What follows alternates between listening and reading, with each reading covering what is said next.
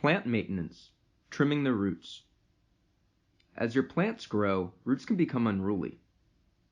Manage your roots by keeping them within the Y-pod. Don't be afraid to pinch off roots that won't fit. It's okay to trim roots with scissors too, just make sure they're clean. Trimming the roots is good for the plant. It helps control the plant size and prevents overgrowth. Check your roots regularly for healthy growth.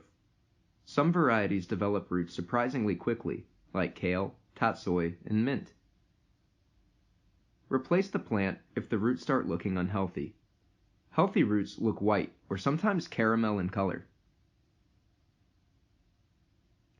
Unhealthy roots turn black and sometimes slimy. This indicates root disease, and if your roots look like this, it's a good idea to deep clean your system. Manage your plant's roots to keep them happy and healthy, and they'll reward you with fast growth on your garden. Contact us if you have any questions. Grow healthy, live tasty.